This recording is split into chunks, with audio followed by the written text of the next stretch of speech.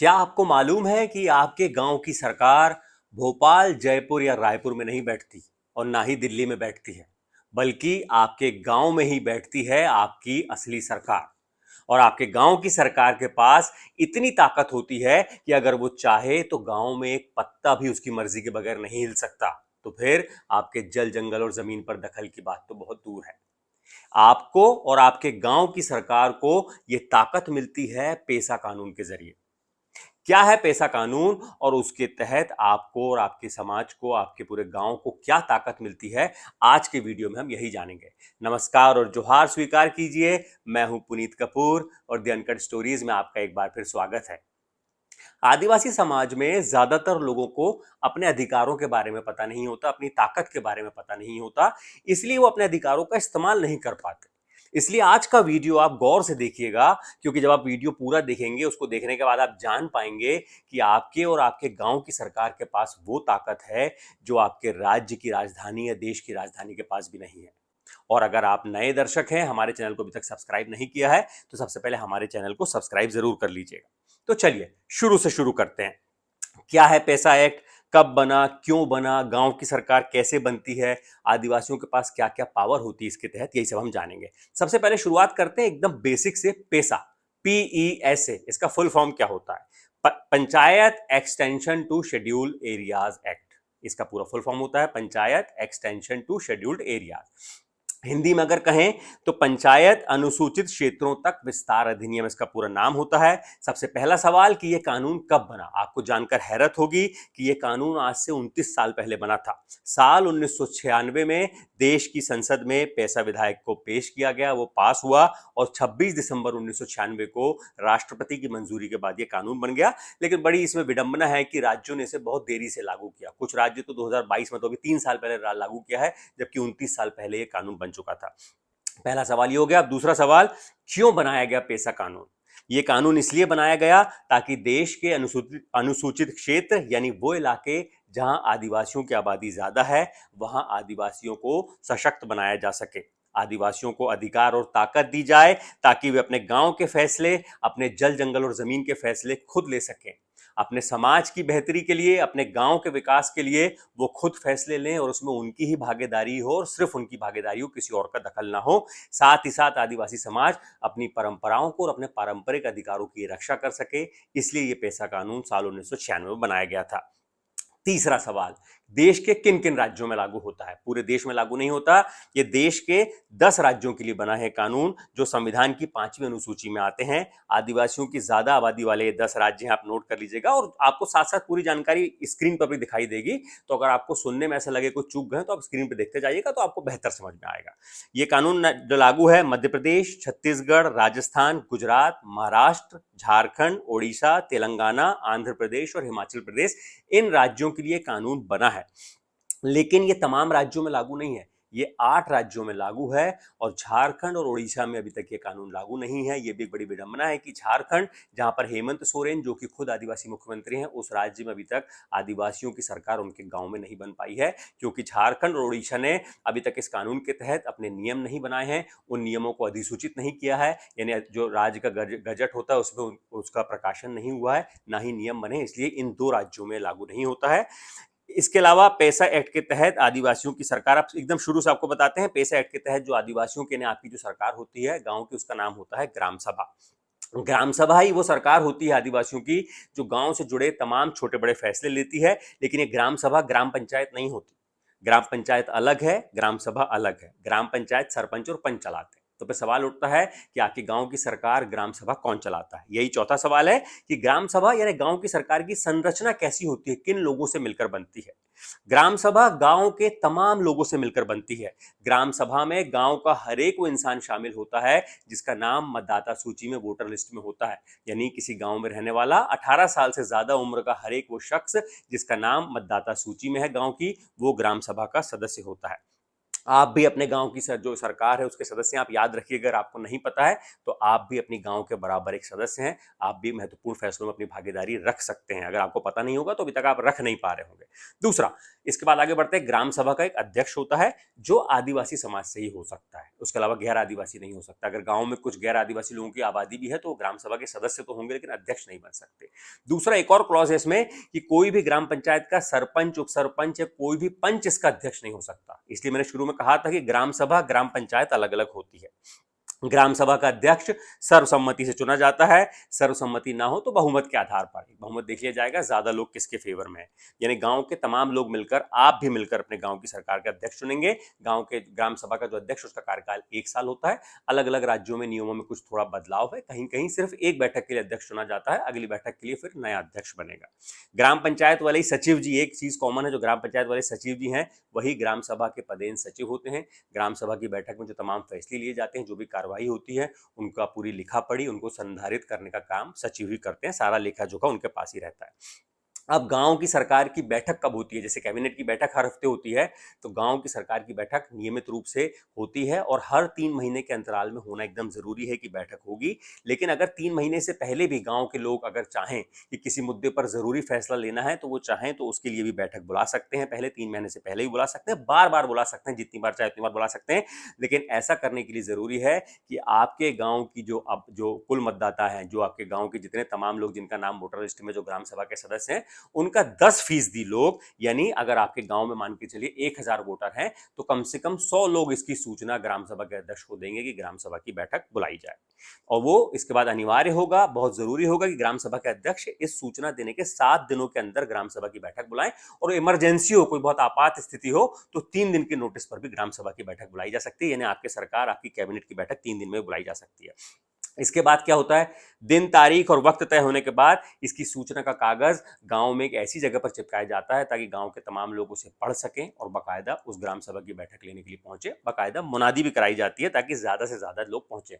और बैठक कहां होती है? गांव की किसी भी सार्वजनिक जगह पे बैठक हो सकती है, पंचायत भवन में हो सकती है, किसी स्कूल में हो सकती है छुट्टी वाले दिन, या किसी सार्वजनिक जगह पे पेड़ के नीचे भी बैठक हो सकती है, कहीं पर भी हो सकती है बैठक। फिर आता है बैठक का वक्त, गांव की कैबिनेट बैठने का वक्त। बैठक शुरू होने का भी नियम है जिसके मुताबिक ग्राम सभा की बैठक तभी शुरू हो सकती है जब ग्राम सभा के सभी सदस्यों का 1/4 यानी 25% लोग वहां पर मौजूद हों, या फिर 100 का एक नंबर है, 100 लोग कम से कम मौजूद हो, दोनों में से जो भी कम हो। इसको आसान भाषा में समझते हैं। मान के चलिए आपके गांव में ग्राम सभा के 1,000 सदस्य हैं, तो उसका 25% हुआ 250 लोग, 250 लोग।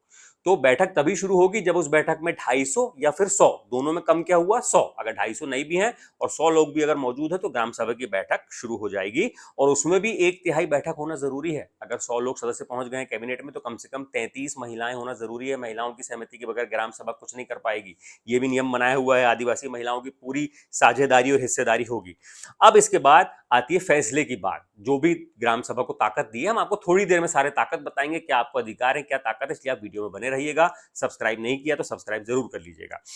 इसके बाद ग्राम सभा जो फैसला लेती है, उसमें भी ये नियम बनाया गया है कि तमाम फैसले सर्वसम्मति से लिए जाएंगे। अगर सब लोग राजी नहीं होते हैं, फैसले पर सबकी सहमति नहीं बनती है, तो उसके बाद दूसरी ग्राम सभा की बैठक बुलाई जाएगी। कितने भी दिन बाद, 4 दिन बाद, 5 दिन बाद। दूसरी बैठक में भी अगर सहमति नहीं बन पाती कि गांव के तमाम लोग किसी फैसले पर राजी नहीं होते, तो फिर तीसरी बैठक बुलाई जाती है। और अगर तीसरी बैठक में भी लोग राजी नहीं होते हैं तो बहुमत के आधार पर फैसला होता है। यानी 100 लोग हैं, उसमें अगर 52 या 55 लोग सहमति दे रहे हैं तो उस फैसले को मान लिया जाएगा। फिर एक सवाल आता है, अगर टाई हो गया तो 100 में से 50 इस तरफ, 50 उस तरफ, तब फिर ग्राम सभा के अध्यक्ष का वोट मायने रखता है कि वो किस तरफ है, वो उस फैसले के लिए सहमत है या असहमत है। अगर वो सहमत होंगे तो वो रजामंदी मंजूरी दे दी जाएगी, असहमत होंगे तो उस प्रस्ताव या उस फैसले को मंजूरी नहीं दी जाएगी। तो ये मैंने अभी तक आपको बताया, गांव की सरकार कैसे बनती है, किन लोगों से मिलकर बनती है, बैठक कब होती है, फैसले किस तरीके से लिए जाते हैं। अब जो सबसे जरूरी, जिसका आप इंतजार कर रहे थे कि गांव की सरकार के पास, आपके पास क्या क्या ताकत होती है, आपके क्या क्या अधिकार हैं कि एक पत्ता भी नहीं हिल सकता, अब मैं उस बारे में आपको बताने वाला हूं। पैसा एक्ट के तहत गांव के स्थानीय संसाधनों पर गांव के लोगों का अधिकार होता है। जल, जंगल और जमीन के अधिकार गांव के लोगों के पास होते हैं। खनन यानी माइनिंग से लेकर शराब बिक्री की अनुमति देने तक का अधिकार भी ग्राम सभा के पास होता है, आपके पास होता है। गांव में जो आपसी विवाद होते हैं लोगों के बीच, वो भी निपटाने का अधिकार गांव के लोगों के पास होता है। ये मैंने आपको ब्रीफ में बताया, अब थोड़ा तफसील से बताता हूं। बड़ा इंटरेस्टिंग है, आपको सुन के लगेगा कि वाकई में इतने सारे अधिकार होते हैं, आप कई लोग चौंक भी जाएंगे। सबसे पहला जमीन का अधिकार। जमीन का क्या अधिकार होता है? ग्राम सभा की सहमति के बिना राज्य सरकार किसी भी प्रोजेक्ट के लिए गांव की जमीन का अधिग्रहण नहीं कर सकती है। फैक्ट्री लगाना हो, रोड बनाना हो, रेलवे लाइन बिछाना हो, खनन करना हो, कुछ भी करना हो, ग्राम सभा यानी आपके गांव के तमाम सदस्यों की रजामंदी जरूरी होगी। प्रस्ताव वहां पर आएगा, पास होगा तो ही सरकार उस जमीन का अधिग्रहण कर सकती है, अदरवाइज वो नहीं कर सकती है। गांव में किसी आदिवासी की जमीन पर गैर आदिवासी ने गलत तरीके से कब्जा कर लिया है तो ग्राम सभा उसमें दखल देगी और उस कब्जा हुई जमीन को वापस उस आदिवासी व्यक्ति को दिलाएगी। और अगर इसमें कोई अड़चन आएगी तो ग्राम सभा बाकायदा राजस्व अधिकारियों से लेकर पुलिस तक की मदद लेगी, लेकिन उस आदिवासी को उसकी जमीन वापस मिलेगी।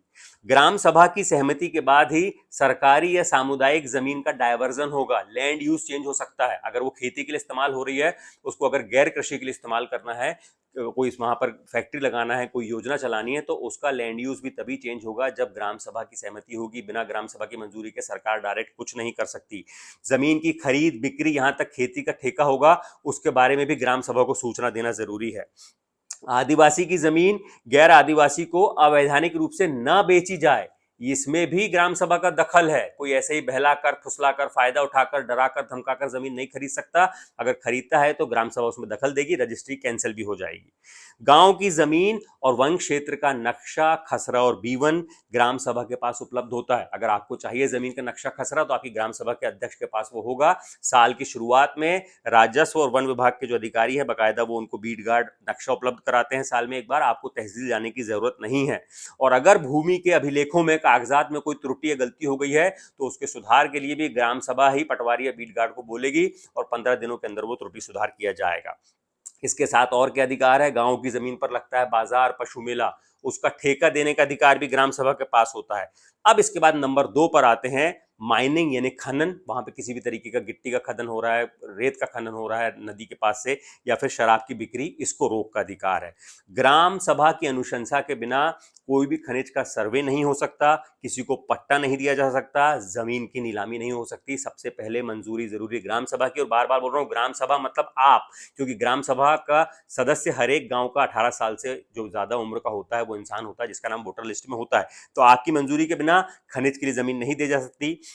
साथ ही साथ शराब की बिक्री पर रोक लगाने का अधिकार भी आपके पास है, आपकी गांव की सरकार के पास है। अगर किसी गांव में सरकार कोई नई शराब की दुकान खोलने का प्रस्ताव लाती है तो वो प्रस्ताव सबसे पहले ग्राम सभा से पास होगा। अगर ग्राम सभा उस प्रस्ताव को पास नहीं करती है, वहां पर मंजूरी नहीं मिलती है, तो सरकार आपके गांव में, आपके इलाके में शराब की नई दुकान नहीं खोल सकती है।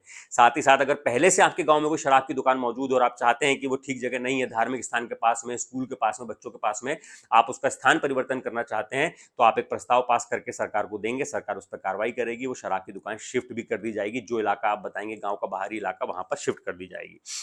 और एक और क्लॉज है, अगर गांव में कोई स्थानीय तीज त्योहार है, आपका कोई धार्मिक उत्सव है, उसमें आप चाहते हैं उस दिन शराब की बिक्री ना हो, तो आप कलेक्टर को उसका प्रस्ताव दे सकते हैं। कलेक्टर साल में 4 दिन शुष्क दिवस घोषित करते हैं। आपके इलाके में उस दिन शराब की दुकान बंद रहने का जो आदेश है वो भी कलेक्टर जारी कर सकते हैं। ये जमीन के अधिकार हो गए, माइनिंग, शराब के अधिकार हो गए। तीसरा आता है जल का अधिकार, जो सबसे जरूरी आपके जल, जंगल, जमीन के अधिकार है। ग्राम सभा के पास गांव के तमाम जल स्रोतों का, तालाबों के प्रबंधन का अधिकार होता है। इसके साथ ही गांव के तालाबों में उसे मछली पालन और सिंघाड़ा उत्पादन का अधिकार भी ग्राम सभा के पास होता है। फिर आती है जंगल की बात, जंगल का अधिकार भी होता है। सामुदायिक वन प्रबंधन समिति के गठन का अधिकार ग्राम सभा के पास है। ग्राम सभा अपने क्षेत्र में गौड़ खनिज, जो गौड़ वन उपज है जैसे कि तेंदुपत्ता, उसका संग्रहण और उसका विपणन यानी विक्रय भी खुद कर सकती है। ऐसा बहुत सी जगह होता भी है, महाराष्ट्र में बहुत जागरूक है, वहां पर ग्राम सभा ही तेंदुपत्ता का वितरण करती है।